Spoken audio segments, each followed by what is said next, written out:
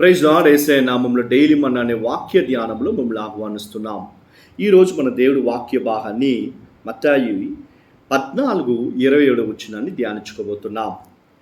వెంటనే యేసు ధైర్యము తెచ్చుకోండి, నేనే, భయపడకుండి అని వారితో చెప్పగా, యేసయ్య చెప్తున్నాడు నేనే, భయపడవద్దు అని శిష్యులతో చెప్తున్నాడంట. ఎలాంటి ఒక పరిస్థితి అంటే యేసయ్యనే వాళ్ళని ప్రయాణం చేసి మీరు వెళ్ళండి అని చెప్పి బోట్లో పంపిస్తున్నారు. ఆ పడవలో పంపించేటప్పుడు సడన్గా అన్ఎక్స్పెక్టెడ్గా ఆ సముద్రంలో భయంకరమైన గాలి, భయంకరమైన సేగటి, అలాంటి పరిస్థితిలో ఉండేటప్పుడు శిష్యులందరూ భయపడుతున్నారు. గాలి వచ్చేటప్పుడు వాళ్ళ పడవ అది షేక్ అయ్యేదానికి ప్రారంభించింది. భయం, ఒక పక్క సేగటి, ఏం చెయ్యాలని తెలియకుండా వాళ్ళందరూ అరుస్తున్నారు, భయపడుతున్నారు. అలాంటి పరిస్థితిలో 27 వచనంలో వెంటనే యేసయ్య చెప్తున్నాడు, ధైర్యం తెచ్చుకోండి, నేను మీతో ఉండాను.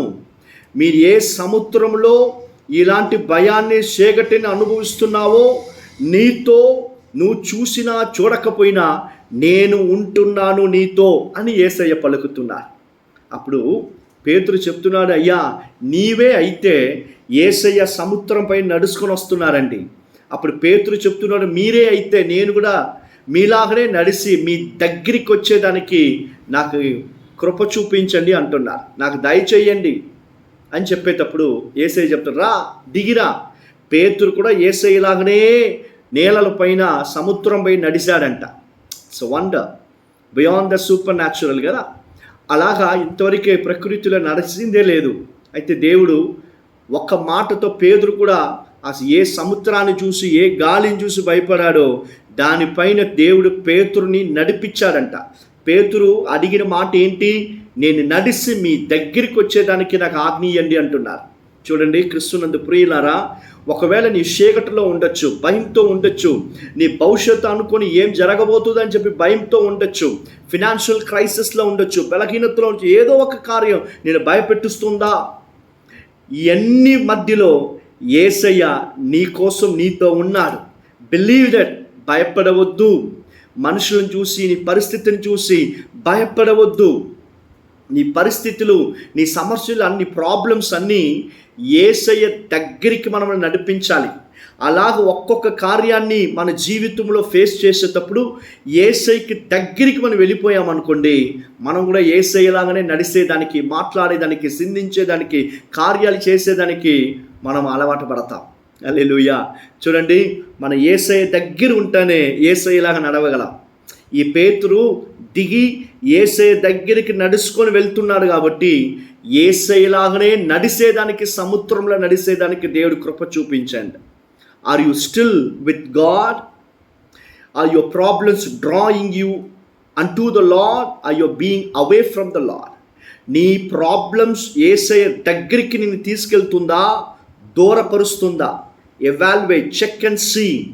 నీ ప్రాబ్లమ్స్ అన్ని యేసయ్య దగ్గరికి నేను తీసుకెళ్తుంది అంటే నువ్వు ఇలాంటి ఆశీర్వాదాన్ని పొందుకునే బిడ్డ ఎవరు ఉండరండి.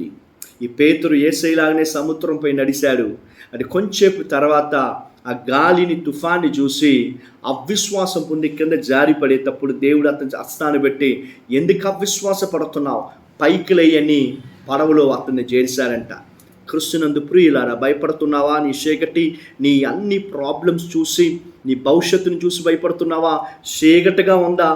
No, don't worry. మీరు దిగులు పడబాకండి, భయపడవద్దు. యేసయ్య, నువ్వు ఎలాంటి పరిస్థితిలో ఉన్నా దాని మధ్యలో యేసయ్య ఉన్నాడు.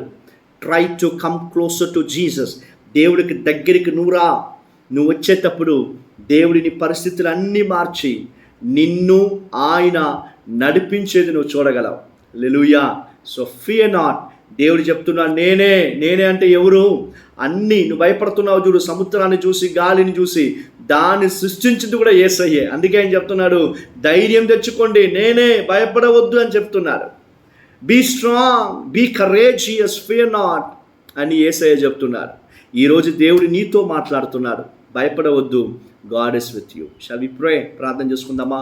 యేసయ్య, వాక్య భాగం వినే ఎవరైనా కూడా సరే వాళ్ళ భవిష్యత్తు చీకటిగా ఉండొచ్చు, వాళ్ళ ప్రాబ్లమ్స్ అని చాలా భయంకరంగా ఉండొచ్చు. అయినా మీరు భయపడవద్దు అని చెప్తున్నారు కదా. మీ బిడ్డల్ని ధైర్యపరిచి ఈ అన్ని కార్యాల నుంచి మీ బిడ్డలు బయటకు వచ్చేదానికి మీ దగ్గర వాళ్ళని మీరు తీసుకుంటున్నారయ్యా. మీకు వందనాలు. Bless them O Lord. వాళ్ళ అవసరాలన్నిటినీ సంధించండి.